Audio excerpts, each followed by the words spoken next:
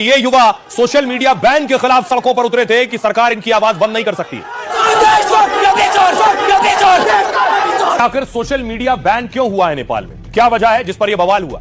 नेपाल में 26 social media sites पर ban लगाया गया है। 3 सितंबर को नेपाल सरकार ने यह बैन लगाया। फेसबुक, इंस्टाग्राम, यूट्यूब सहित कई साइट्स पर बैन है। फेसबुक, इंस्टाग्राम, व्हाट्सएप, यूट्यूब ने रजिस्ट्रेशन नहीं कराया इसका। टिकटॉक, वाइबर, विटक ने रजिस्ट्रेशन करा लिया था। कुछ साइट्स के रजिस्ट्रेशन की प्रक्रिया फिलहाल चल रही है। दरअसल सरकार ने सभी साइट्स को रजिस्ट्रेशन के लिए कहा है। सरकार ने इसके लिए 2 सितंबर की समय सीमा तय की थी। 4 सितंबर को देर रात से इन पर बैन लगना शुरू हुआ और इसके बाद नेपाल के लोगों की परेशानी बढ़ गई। विदेश में रहने वाले लाखों नेपाली इससे प्रभावित हुए। ये लोग इन साइट्स के जरिए अपने परिवार के संपर्क में रहते हैं। इसके बाद परिवार से फोन पर बात करना और महंगा हो गया। फेसबुक, इंस्टाग्राम पर सामान बेचने वाले भी शामिल हैं क्योंकि उनका पूरा बिजनेस रुक गया था इस पर। यूट्यूब और गिटहब जैसे साइट्स नहीं चलने से भी लोगों की परेशानी बढ़ गई। इसकी वजह से बच्चों की पढ़ाई भी मुश्किल हो गई। नेपाल सरकार फर्जी उकसाने वाली खबरों पर दरअसल रोक लगाना चाहती थी। सरकार का तर्क यह है कि कई साइट्स ऐसी खबरें चलाते हैं। सोशल मीडिया पर अनियंत्रित कंटेंट, फर्जी खबरों पर रोक लगाना मकसद है। नेपाल सरकार ने 2024 में एक नया कानून लागू किया। सभी सोशल मीडिया कंपनियों को नेपाल में अपने ऑफिस खोलना अनिवार्य कर दिया गया।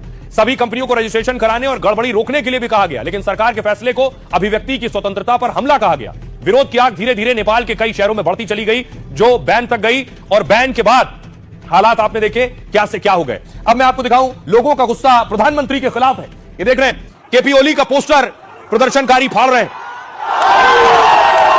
ये जितने लोगों को आपने प्रदर्शन करते देखा है, इनकी बहुत ज्यादा उम्र नहीं है। इन्हें जेनजी कहते हैं। ये जेनजी आखिर क्या है, आपने शायद पहली बार सुना होगा। ये जेनजी होता क्या है? दरअसल मैं आपको बताऊं, ये जो आप युवाओं को देख रहे हैं पैम्फलेट और पोस्टर्स के साथ, यही जेनजी की एज है। ओली सरकार के खिलाफ जेनजी ने बगावत की है। जेनजी का मतलब है जनरेशन जेड और 13 से 28 साल की उम्र वाले जेनजी कहलाते हैं। 13 से 28 की जिनकी उम्र है वो जेनजी कैटेगरी में आते हैं, जिनका जन्म 1997 से 2012 के बीच हुआ है। यह पीढ़ी इंटरनेट की गोद में पली बड़ी है। इस पीढ़ी के लोगों की शुरुआत ही सोशल मीडिया से हुई। इनका बचपन इंटरनेट, स्मार्टफोन, गेम्स और फेसबुक से शुरू हुआ। होश संभालते इंस्टाग्राम, टिकटॉक, स्नैपचैट, यूट्यूब इन्होंने देखा है। इन्होंने ट्रोल, साइबर बुलिंग का सामना किया है। इन लोगों की सोच और नजरिया पिछली जनरेशन से अलग है। इनके लिए सोशल मीडिया सिर्फ मनोरंजन का जरिया नहीं है, इनके लिए सीखने, संवाद करने और राय रखने का मंच भी है। कई लोगों के लिए रोजगार का माध्यम भी है। नेपाल में इस आंदोलन को जेन जी रिवॉल्यूशन कहा जा रहा है। इस आंदोलन को नेपाल में किसी नेता ने खड़ा नहीं किया है। 13 से 28 साल के युवाओं ने इसे खुद अपने दम पर खड़ा किया है। नेपाल सरकार ने अचानक सोशल मीडिया पर बैन लगा दिया। नेपाल के जेन जी को लगा कि उनकी आवाज दबाई जा रही है और इसी के बाद 13 से 28 साल के युवा सड़कों पर उतर आए। दुनिया भर में 2 अरब 40 करोड़ लोग जेन जी कैटेगरी में आते हैं। मतलब दुनिया की करीब 30% आबादी जेन जी से जुड़ी है। एशिया में 25 से 30% जनसंख्या इसी एज ग्रुप की है और भारत में भी 30% से ज्यादा आबादी जेन जी की है।